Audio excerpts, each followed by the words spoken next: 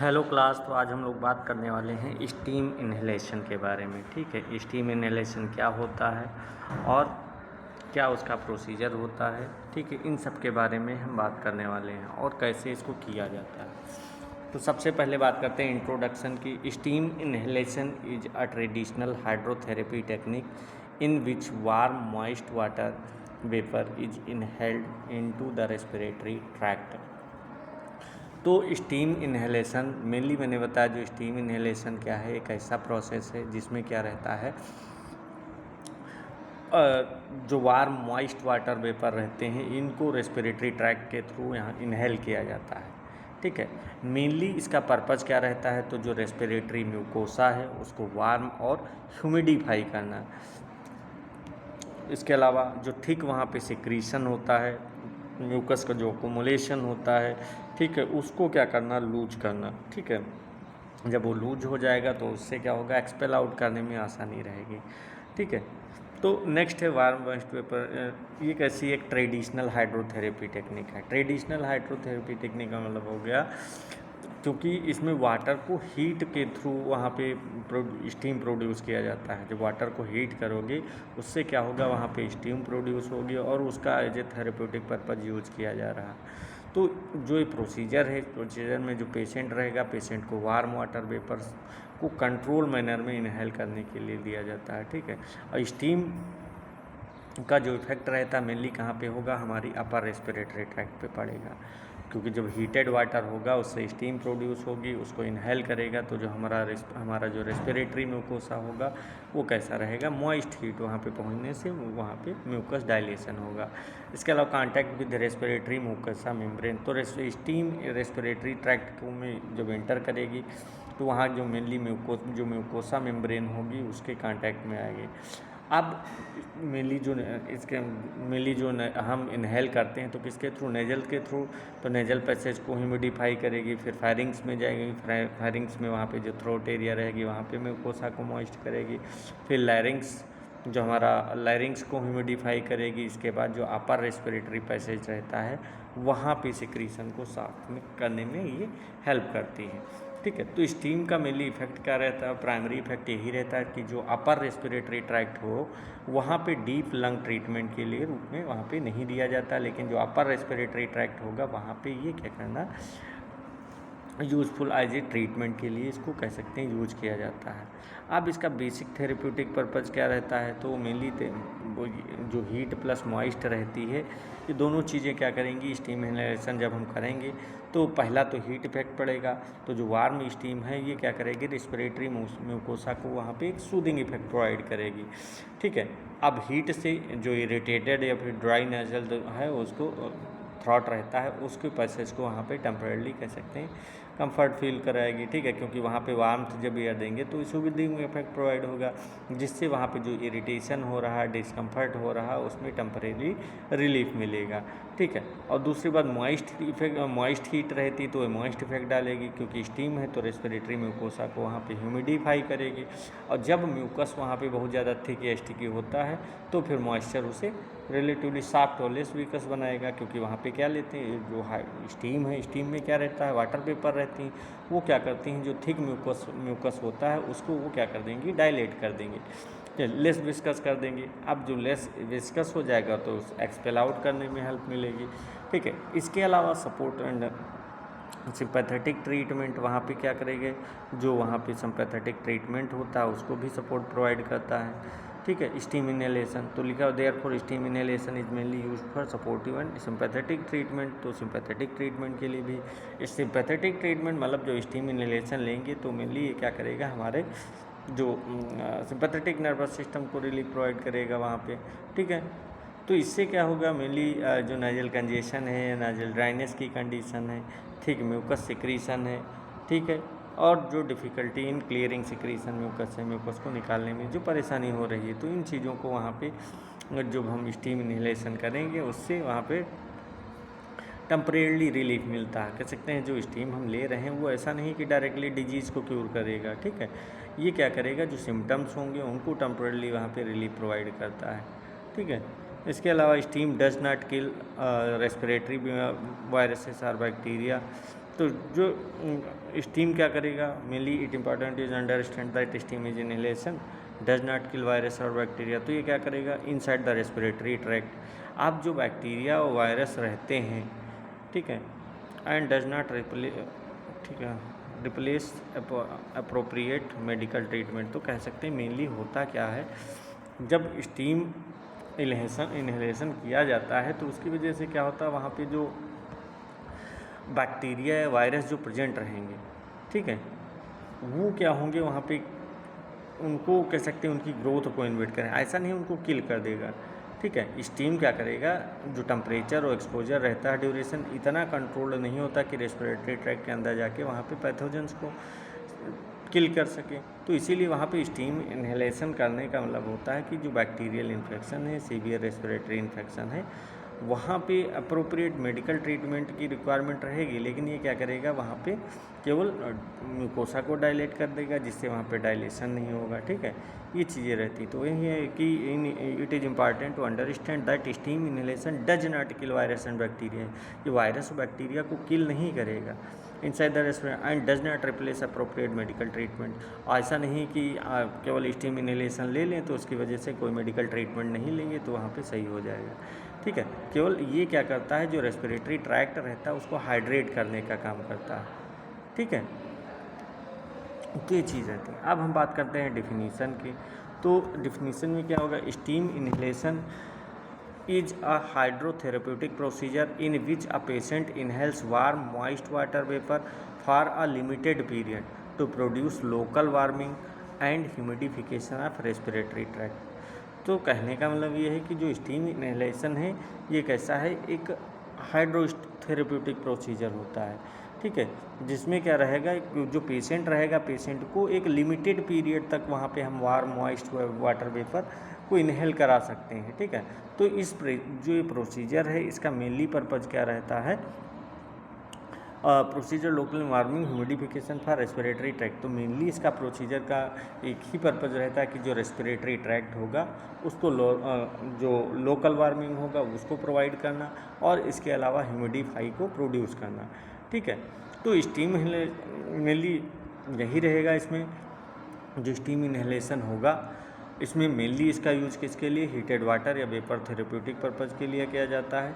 Patient जब वहाँ पे वार्म और वहाँ पे मॉइस्ट वाटर वेपर को इनहेल करेगा तो वेपर वहाँ पे मेनली हमारे नोज, फेरिंग्स और अपर रेस्पिरेटरी पैसेज को, म्यूकस मेम्ब्रेन को वहाँ पे उसके कांटेक्ट में आएंगी और उसको क्या करेंगी, वहाँ पे ह्यूमिडिफाई करेंगी, उसको वहाँ पे डायलेट करेंगी, जो म्यूकस वहाँ पे एक्यूमुलेट होगा या फिर वहाँ का जो म्यूकस मेम्ब्रेन होगी उसको डायलेट करेंगी, ठीक है। तो इसको एक लिमिटेड टाइम के लिए हम अप्लाई कर सकते हैं। अगर ज़्यादा टाइम के लिए वहाँ पे अगर स्टीम एक्सपोजर दे दिए तो वहाँ पे एक्सेसिव हीट के कारण वहाँ पे डिहाइड्रेशन जैसी प्रॉब्लम्स हो सकती है, डिस्कम्फर्ट फील हो सकता है, तो ये सारी चीज़ें रहती हैं। तो ये केवल क्या करेगा, वहाँ पे लोकल वार्मिंग इफेक्ट प्रोवाइड करेगा, लोकल हीट प्रोवाइड करेगा, इससे वहाँ पे और इसके अलावा वहाँ पे ह्यूमिडिफिकेशन प्रोवाइड करेगा रेस्पिरेटरी ट्रैक्ट में। वहाँ पे जो म्यूकोसा है, म्यूकोसा में मॉइस्चर को इंक्रीज करेगा, जिससे वहाँ पे ड्राइनेस कम होगी, वहाँ की थिकनेस कम होगी, जो वहाँ पे कह सकते हैं म्यूकस का अकोमुलेशन है वो भी वहाँ पे सॉफ्ट होगा और एक्सपेल आउट करने में वहाँ पे हेल्प मिलेगी, ठीक है। नेक्स्ट अब हम लोग बात करते हैं प्रिंसिपल के बारे में। तो the treatment is based mainly on the combined effect of heat and moisture. तो जो स्टीम इन्हेलेशन है मेनली इसका अगर प्रिंसिपल देखा जाए तो क्या रहता है, हीट एंड मॉइस्चर, इसका एक कंबाइंड इफेक्ट, ठीक है, इसी पे बेस्ड है। तो प्राइमरी थेरेप्यूटिक इफेक्ट मेनली इसका क्या रहेगा, जैसे मैंने पहले भी बताया, रेस्पिरेटरी ट्रैक्ट को ह्यूमिडिफाई करना, ना कि बॉडी को बहुत ज़्यादा हीट करना, ठीक है। तो वार्म मॉइस्ट वेपर इसलिए यूज़ किया जाता है, वार्म मॉइस्ट वेपर इनहेल करेंगे तो मेनली जो हमारे जितने भी म्यूकोसा होगा, रेस्पिरेटरी म्यूकोसा मेम्ब्रेन होगी उसको कांटेक्ट में आएगी और वहाँ पे लोकल जो टिश्यूज होंगी उन पे एक gentle warming effect and hydration provide करेगी। अब हाइड्रेशन ऑफ रेस्पिरेटरी म्यूकोसा, तो मैंने बताया जो रेस्पिरेटरी म्यूकोसा होगा वहाँ पे हाइड्रेशन होगा, ठीक है। मेनली वहाँ पे जब हाइड्रेटिव इफेक्ट पड़ेगा तो उसकी वजह से वहाँ पे क्या होगा, हाइड्रेशन ऑफ रेस्पिरेटरी म्यूकोसा का मतलब होगा स्टीम में जो प्रेजेंट मॉइस्चर रहती है वो रेस्पिरेटरी म्यूकस मेम्ब्रेन को हाइड्रेट करती है, क्योंकि ड्राई रेस्पिरेटरी म्यूकोसा में क्या होगा, वहाँ पे इरिटेशन या फिर डिस्कम्फर्ट होता है, तो मॉइस्चर मिलने से वहाँ की जो म्यूकोसल सरफेस होगी वो कंपैरेटिवली लेस ड्राई और वहाँ पे मोर कंफर्टेबल होगी। तो जब वहाँ पे मॉइस्चर इंक्रीज होगा तो म्यूकोसल हाइड्रेशन होगा और वहाँ पे ड्राइनेस डिक्रीज करेगी। नेक्स्ट है सॉफ्टन द थिक म्यूकस। अब क्या होगा, जब वहाँ पे जाएगी तो जो रेस्पिरेटरी सिक्रीशन होगा वो थिक स्टिकी होता है, तो उसे बाहर निकालने में डिफ़िकल्टी होती है। मॉइस्चर क्या करेगा, वहाँ पे म्यूकस में जो वाटर कंटेंट होगा उसको इंक्रीज करेगा, बढ़ाएगा, जिससे जो थिक सिक्रीशन होगा सॉफ्ट होगा और लेस विस्कस हो जाएगा। ठीक है, अब जब वो लेस विस्कस हो जाएगा, इम्प्रूव्ड मूवमेंट ऑफ सिक्रीशन अब जब वहाँ पे सॉफ्ट हो जाएगा म्यूकस तो रेस्पिरेटरी पैसेज में वहाँ पे कंपैरेटिवली ईजियर उसको मूव कर सकेगा वो, और फिर नॉर्मल जो हमारी म्यूकोसिलरी क्लियरेंस होती हैं उस वो कफ मैकेनिज्म होती है, इनके थ्रू क्या होगा, वहाँ पे सिक्रीशन एक्सपेल आउट होगा। ठीक है, सिक्रीशन को क्लियर कर सकते हैं, ईजियर एक्सपेक्टोरेशन और nasal clearance.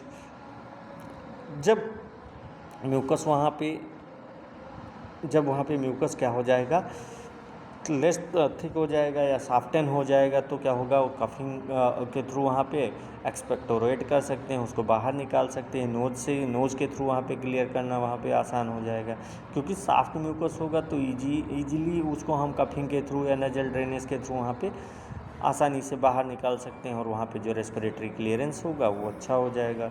Temporary relief congestion and irritation. अब क्या होगा, जब वहाँ पे सिक्रीशन वहाँ से क्लियर हो जाएगा तो और जो म्यूकोसा होगी वो भी ह्यूमिडिफाई हो जाएगी, इसके कारण वहाँ पे जो नेचुरल कंजेशन है, ड्राइनेस है और जो इरिटेशन होता है वहाँ पे टेम्परेली कह सकते हैं रिलीफ मिल सकता है। ठीक है, तो टेम्परेली रिलीफ मिलता है। तो मैंने बताया वार्म मॉइस्चर होगा, वार्म मॉइस्ड वेपर यूज़ करेंगे, वो क्या करेगा, जब इनहेल करेगा पेशेंट तो वहाँ पे हाइड्रेशन होगा रेस्पिरेटरी म्यूकोसा का और वहाँ पर जो थिक म्यूकस होगा वो सॉफ्ट हो जाएगा। अब जब सॉफ्ट हो जाएगा तो उसका मूवमेंट भी, सिक्रीशन का जो मूवमेंट होगा वो इम्प्रूव होगा। अब फिर क्या होगा, हमारा जो म्यूकोसलरी सेल्स रहती हैं वो क्या करेंगी, ईजीली उसको एक्सपेल आउट कर देंगे और हमारा जो नेजल क्लियरेंस अच्छा हो जाएगा। टेम्परेरी रिलीफ मिलेगा वहाँ पेशेंट को, कंजेशन और इरिटेशन वहाँ पे रिड्यूस हो जाएगा। तो मेनली ट्रीटमेंट का पर्पज़ यही रहता है कि जो रेस्पिरेटरी ट्रैक्ट हो उसको बहुत ज़्यादा वहाँ पे हॉट नहीं हो, ठीक है, वहाँ पे टेम्परेचर इंक्रीज ना हो, बल्कि कंट्रोल्ड वार्म मॉइस्चर वहाँ पे प्रोवाइड किया जाए, जिससे जो म्यूकोसल हाइड्रेशन हो और वहाँ पे सिक्रीशन जो है वो भी क्लियर हो। ठीक है, जिससे जो आप म्यूकस जो वहाँ पे ऑब्स्ट्रक्शन है वो भी रिड्यूस हो। ठीक है, the major therapeutic principle is humidification rather than aggressive heating. तो अग्रेसिव हीटिंग की अपेक्षा वहाँ पे क्या करेंगे, जो ह्यूमिडिफिकेशन को पर्पज़ करेंगे। अब इसका मेनली देखा जाए तो ऑब्जेक्टिव्स क्या होता है, क्या पर्पज़ होता है। मेनली अगर देखा जाए स्टीम इन्हेलेशन का मेनली पर्पज़ होता है जो रेस्पिरेटरी ट्रैक्ट होगा उसको कंट्रोल्ड वार्म मॉइस्चर प्रोवाइड करना। ठीक है, तो अब इसका यूज मेनली प्राइमरली किसके लिए, जो हमारे कह सकते हैं सिम्टम्स जो होंगे वहाँ पे उनको सपोर्टिव रिलीफ प्रोवाइड करने के लिए किया जाता है। ऐसा नहीं कि वहाँ पे जो इन्फेक्शन हो गया है, इन्फेक्शन के वो डायरेक्टली वहाँ पे क्योर नहीं कर सकते हैं। ठीक है, तो मेनली इसका पर्पज़ यही रहेगा कि मॉइस्चर को वहाँ पे क्लियर करना, वहाँ पे म्यूकस होगा उसको क्लियर करना, उसको पहले सॉफ्ट करना फिर क्लियर करना। ठीक है, तो सपोर्टिव ये प्रोवाइड कर सकता है, रिलीफ प्रोवाइड कर सकता है, ना कि वहाँ पे इन्फेक्शन को रिमूव कर सकता है। ठीक है, तो चलिए क्या क्या ऑब्जेक्टिव्स इसके होते हैं। तो सबसे पहले to humidifying drying respiratory mucosa. तो जो रेस्पिरेटरी ट्रैक्ट की म्यूकोसल मेम्ब्रेन रहती है उसको नॉर्मल फंक्शन में लाना। ठीक है, अब लाएंगे कैसे, तो उसके लिए एडिक्यूट मॉइस्चर की रिक्वायरमेंट होगी। तो जब एयर बहुत ज़्यादा ड्राई हो या फिर पेशेंट माउथ ब्रीदिंग कर रहा हो तो उस समय क्या होता है, नाजल और थ्रोट म्यूकोसा वहाँ पे ड्राई हो जाता है। ठीक है, तो जब हम स्टीम इन्हेलेशन लेंगे तो स्टीम इन्हेलेशन में जो वार्म मॉइस्चर रेस्पिरेटरी म्यूकोसा से जैसे ही कांटेक्ट में आएगी वहाँ पे म्यूकोसा, तो वो क्या हो जाएगी, हाइड्रेट हो जाएगी। ठीक है, क्योंकि उसमें वेपर प्रेजेंट रहता है। इससे क्या होगा, जो नोज है या थ्रोट है वहाँ होने वाली ड्राइनेस, बर्निंग और इरिटेशन उसमें भी टेम्परेरी रिलीफ मिलेगा। ठीक है, तो इसका मेनली अगर पर्पज़ देखा जाए तो क्या रहता है कि म्यूकोसा है, म्यूकोसा को एक्सेसिव हीट करना नहीं रहेगा, बल्कि क्या रहेगा, जो एडिक्यूट ह्यूमिडिफिकेशन है उसको प्रोवाइड करना रहेगा। ठीक है, सेकेंड है to soften thick respiratory secretions.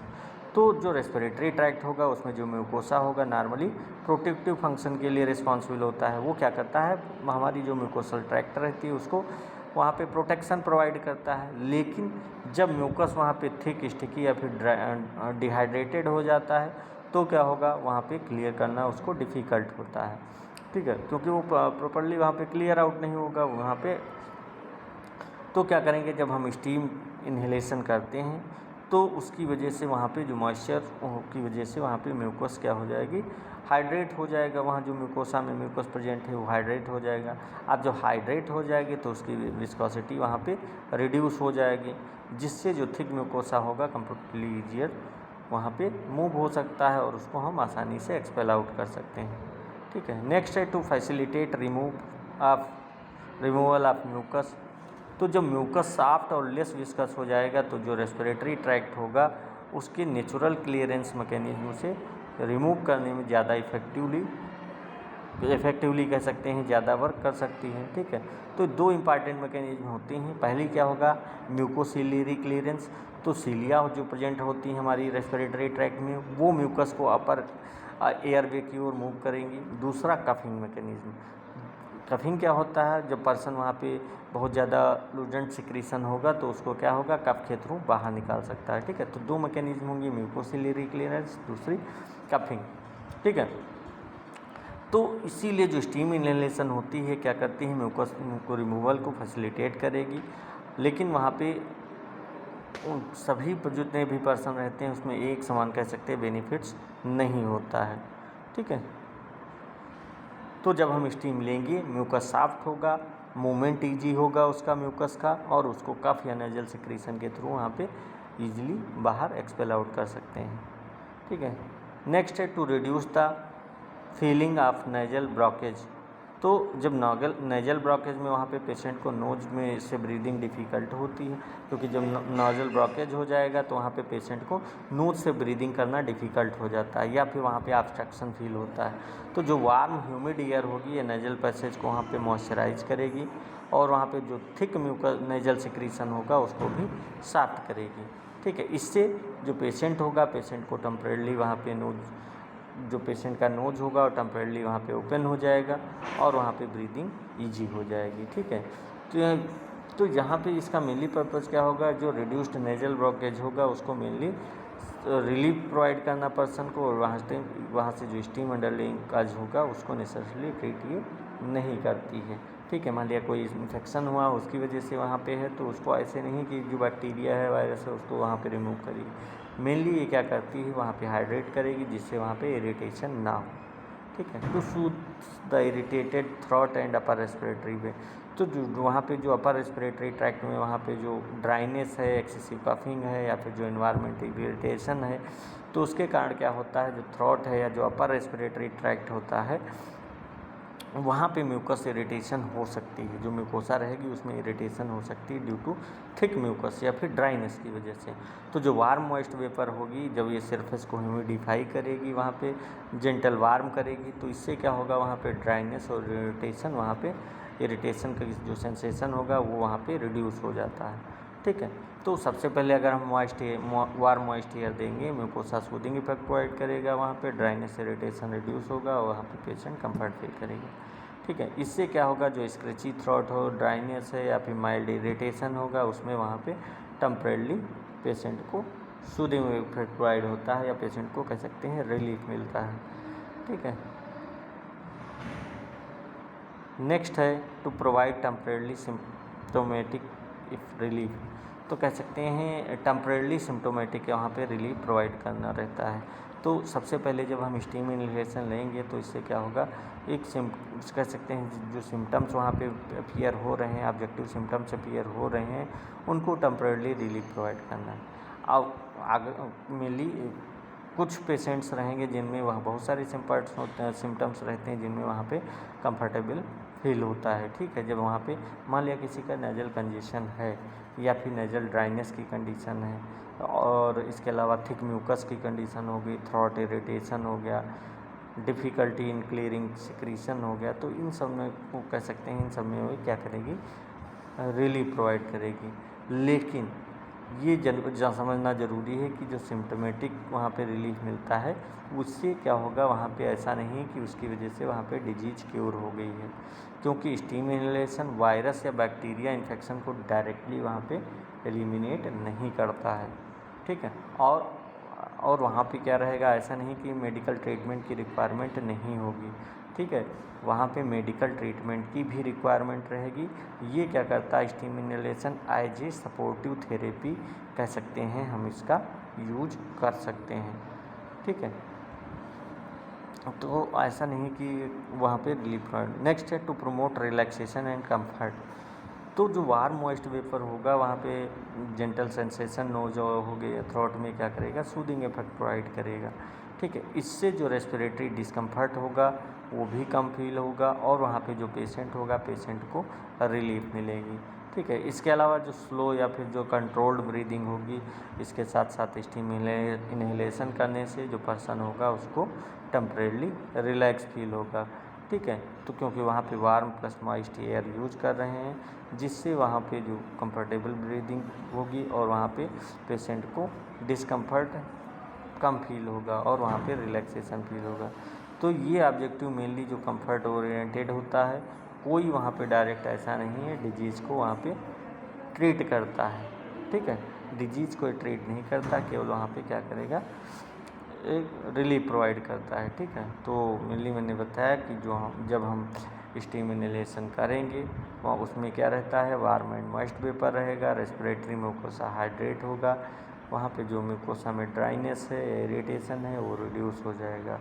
ठीक है, और वहाँ पे जो थिक म्यूकस प्रेजेंट है वो भी सॉफ्ट हो जाएगा और सिक्रीशन का मूवमेंट वहाँ पे आसान हो जाएगा। ठीक है, जिससे क्या होगा, वहाँ पे उसको एक्सपेल आउट करने में या फिर नेजल क्लियरेंस ईजी हो जाएगा और वहाँ पे जो कंजेशन है या फिर म्यूकस रिलेटेड वहाँ पे डिस्कम्फर्ट होगा वो उसको वहाँ पे टेम्परेरी रिलीफ मिलती है, ना कि परमानेंट। ठीक है, तो ओवरऑल कह सकते हैं कंफर्ट और रिलैक्सेशन इंक्रीज होगा, लेकिन जो वहाँ पे बैक्टीरियल इन्फेक्शन है, वायरल इन्फेक्शन है, उसके लिए आपको वहाँ पे मेडिकल ट्रीटमेंट की रिक्वायरमेंट रहेगी। ठीक है, तो स्टीम इनहेलेशन का मेन ऑब्जेक्टिव यही रहता है कि जो रेस्पिरेटरी म्यूकोसा है उसको ह्यूमिडिफाई करना, थिक सिक्रीशन को सॉफ्ट करना, म्यूकस को क्लियर करना और वहाँ पे जो नोजल ब्लॉकेज होता है उसके सेंसेशन को वहाँ पे रिड्यूस करना। ठीक है, जो इरिटेटेड थ्रॉट होगा या फिर जो अपर एयर वे होगा उसको सूदिंग इफेक्ट प्रोवाइड करना और वहाँ पे टेम्परेरी सिम्पटोमेटिक रिलीफ प्रोवाइड करना। ठीक है, तो वहाँ पे टेम्परेरी वहाँ पे रिलीफ मिलेगा पेशेंट को। ठीक है, जिससे पेशेंट को वहाँ पे रिलैक्सेशन या कंफर्ट फील होगा। ठीक है, तो मेनली कोर प्रिंसिपल यही है कि ह्यूमिडिफाई की वजह से वहाँ पे जो म्यूकस होता है सॉफ्ट होता है, मोबिलाइज होता है और वहाँ पे उसको क्लियर करने में आसानी रहती है। जब वो एक्सपेल आउट हो जाएगा म्यूकस तो वहाँ पे इरिटेशन रिड्यूस हो जाएगा, पेशेंट को रिलीफ प्रोवाइड होगा। ठीक है, चलिए ठीक है। नेक्स्ट अब हम लोग बात कर रहे हैं physiological basis of steam inhalation. ठीक है, फिजियोलॉजिकल बेसिस पे स्टीम इनहेलेशन का सबसे पहले respiratory tract the respiratory tract is normally protective by a thin layer of mucus. Steam inhalation का मेनली फिजियोलॉजिकल बेसिस यही रहता है कि जो रेस्पिरेटरी म्यूकोसा है उसको हाइड्रेट करना, म्यूकस प्रॉपर्टीज़ और जो म्यूकोसिलरी क्लियरेंस होगा उसको प्रोवाइड करना। ठीक है, तो सबसे पहले मैंने बताया नॉर्मल प्रोटेक्टिव म्यूकस लेयर।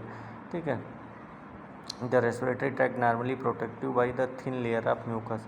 तो जो रेस्पिरेटरी ट्रैक्ट होगा उसकी जो इनर सरफेस होती है normally thin layer of mucus से वहाँ पे प्रोटेक्ट होती है, लेकिन जब ये म्यूकस क्या होगा, केवल सिक्रीशन नहीं बल्कि क्या करेगा, रेस्पिरेटरी ट्रैक्ट को वहाँ पे प्रोटेक्शन का काम करता है, मतलब एक इम्पॉर्टेंट डिफेंस मैकेनिज्म की तरह बिहेव करता है।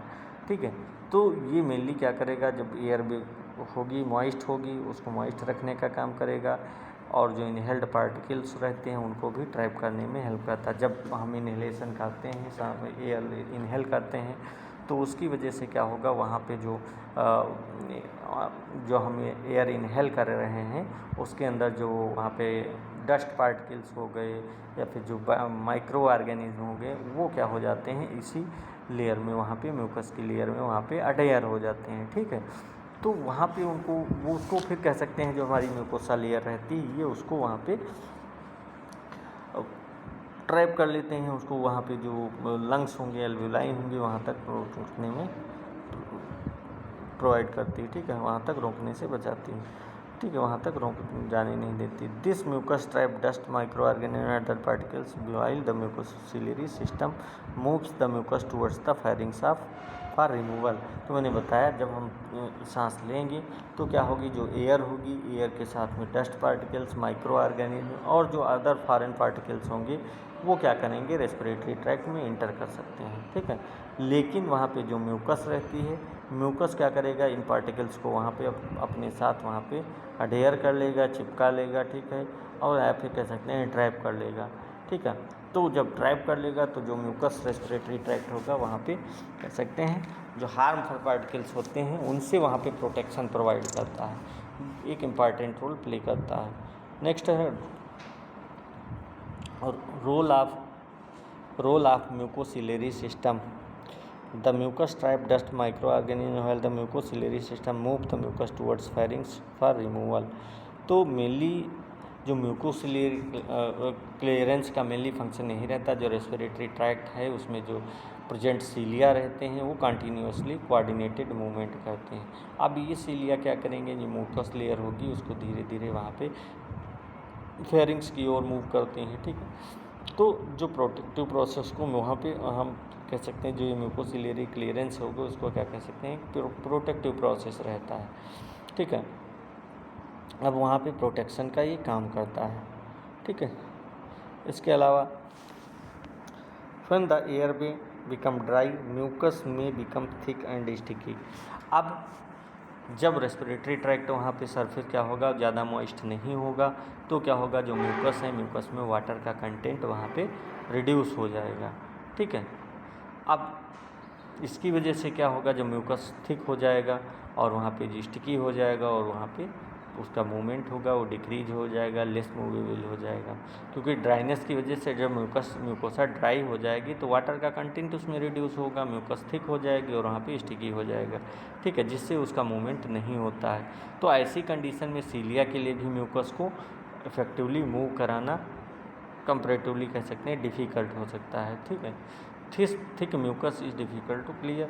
मेनली जो थिक और स्टिकी में सिक्रीशन होगा वो एयरवे सरफेस में वहाँ पे इजीली मूव नहीं करेगा। अब जब इजीली मूव नहीं करेगा तो इसकी वजह से क्या हो जाएगा, वहाँ पे जो पेशेंट होगा उसको म्यूकस निकालने में ज़्यादा कह सकते हैं कफिंग करनी पड़ेगी, या फिर जो नेजल सिक्रीशन होगा उसको क्लियर करना वहाँ पे डिफ़िकल्ट हो जाएगा। ठीक है, तो वही thick mucus. Steam provides moisture to airway surface. तो अब स्टीम क्या करती है, अब जो स्टीम क्या करेगी, जब स्टीम इनहेलेशन करेंगे तो जो वार्म मॉइस्ट वेपर होगा वो रेस्पिरेटरी ट्रैक्ट के कांटेक्ट में आएगी और एयरवे सरफेस ह्यूमिडिफाई होगा। अब जब ह्यूमिडिफाई होगा तो वहाँ पे जो सिक्रीशन होगा वो हाइड्रेट हो जाएगा और उसको एक्सपेल आउट करने में आसानी रहेगी। ठीक है, तो मेनली इसका पर्पज़ यही रहता है कि जो रेस्पिरेटरी ट्रैक्ट हो उसको अग्रेसिवली हीट करना नहीं बल्कि ह्यूमिडिफाई करना रहेगा। ठीक है, ह्यूमिडिफिकेशन प्रोवाइड करना रहेगा। अब जब वो थिक म्यूकस वहाँ पे हाइड्रेट हो जाएगा, मॉइस्चर उसको मिल जाएगा तो कंपैरेटिवली वो लेस थिक होगा और वो डायलेट हो जाएगा। ठीक है, उसको मूवमेंट भी आसान हो जाएगा। तो इससे क्या होगा, जो म्यूकस होगा रेस्पिरेटरी ट्रैक्ट से वहाँ पे क्लियर करना आसान रहेगा, ईजिली से वो एक्सपेल आउट हो जाएगा। ठीक है, तो जो कि वहाँ पे जो म्यूकोसिलरी सिस्टम है वो ऊपर की तरफ उसको मूव करेगा, कफिंग उसको बाहर निकालने का काम करेगा। ठीक है, तो जो नाजल सिक्रीशन होगा, नाजल सिक्रीशन को वहाँ पे नेजल क्लियरेंस के थ्रू वहाँ पे रिमूव कर सकता है। ठीक है, तो इस प्रकार क्या करेंगे, अगर हम स्टीम का इनडायरेक्ट बेनिफिट्स जानते तो मेनली क्या होगा, जो सिक्रीशन होगा उसको क्लियर आउट करने में फैसिलिटेट करना होता है। ठीक है, तो वही सारी चीज़ें दी गई हैं। This main physiological reason behind the steam inhalation, कि ड्राई म्यूकोसा होगा, जब ड्राई म्यूकोसा होगा तो थिक सिक्रीशन होगा वहाँ पे, और वहाँ पे डिफ़िकल्ट होगा क्लियर करने में। बिकम मॉइस्चर, जब हम वहाँ पे स्टीम इनहेलेशन करेंगे मॉइस्ट म्यूकोसा हो जाएगी, सॉफ्ट म्यूकोसा जो म्यूकोसा वहाँ पे हाइड्रेटेड हो जाएगी, तो उसकी वजह से जो वहाँ पे थिक म्यूकस होगा वो भी डायलेट हो जाएगा, उसको ईजिली क्लियर आउट कर सकते हैं। तो यही मेन फिजियोलॉजिकल इसका प्रोसेस रहता है। नेक्स्ट क्लास में हम पढ़ेंगे हीट का क्या इफेक्ट रहता है। ठीक है, ओके क्लास, आज इतना ही, बाकी नेक्स्ट क्लास में।